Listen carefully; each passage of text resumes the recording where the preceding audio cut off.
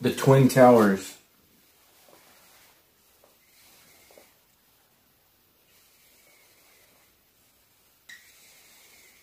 What did they represent?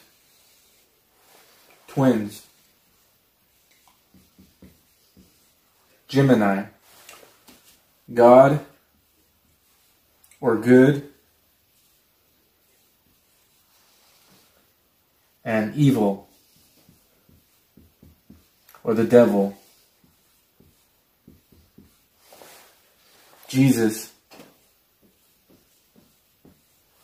and Lucifer. It's interesting that in Mormonism they believe that Jesus and Lucifer are twins, which represents Gemini. Not only Mormons believe that Jesus and Lucifer are brothers and equal, but so do Satanists. Whom you see now, the Reverend Anton Szandor LaVey, who is the founder and high priest of the First Church of Satan. Now, you call yourself a satanic priest. Yes. Is that the opposite of God? No, because Satan is a god too. Mormon was a female spirit in Greek folklore, whose name was invoked by mothers and nurses to frighten children to keep them from misbehaving. So what does the Twin Towers falling represent?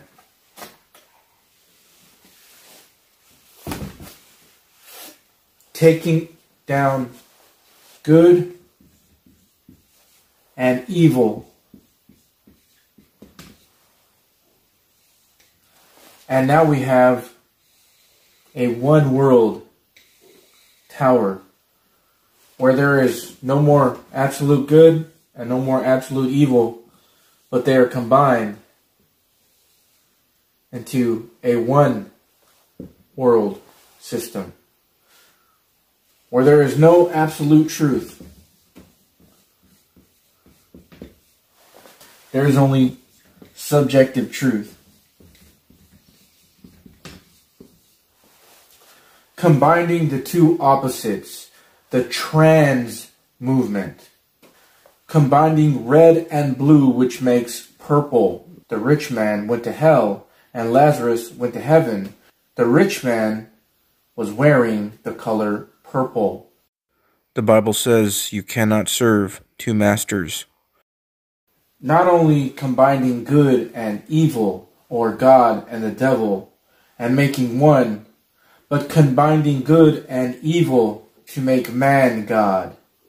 In Revelation chapter 13, verse 18, it says, the number of the beast is the number of a man.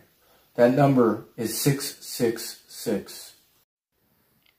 In Genesis chapter 3, that was the serpent's lie to Eve.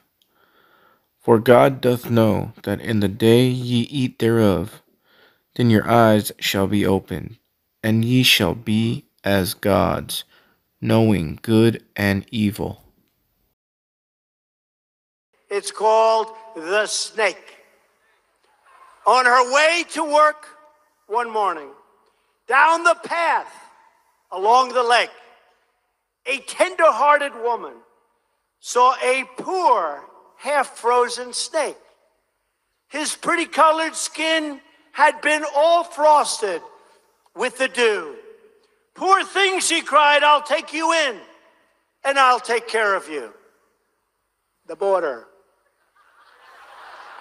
Take me in, O tender woman. Take me in, for heaven's sake. Take me in, O tender woman, sighed the vicious snake. She wrapped him up all cozy in a comforter of silk and laid him by her fireside with some honey and some milk. She hurried home from work that night, and as soon as she arrived, she found that pretty snake she'd taken in had been revived. Take me in, O tender woman. Take me in, for heaven's sake. Take me in, O tender woman, sighed that vicious snake. She clutched him to her bosom. You're so beautiful, she cried. But if I hadn't brought you in by now, oh heavens, you would have died. She stroked his pretty skin again and kissed him and held him tight. But instead of saying thank you, that snake gave her a vicious bite. Take me in, O tender woman. Take me in for heaven's sake. Take me in, O tender woman, sighed the vicious snake. I have saved you, cried the woman, and you've bitten me, heavens, why? You know your bite is poisonous, and now I'm going to die. Oh, shut up, silly woman, said the reptile with a grin. You knew damn well I was a snake before you took me in.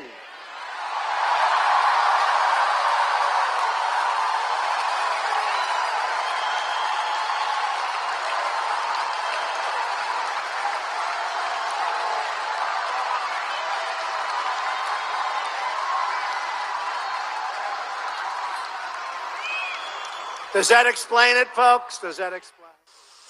Trust in me.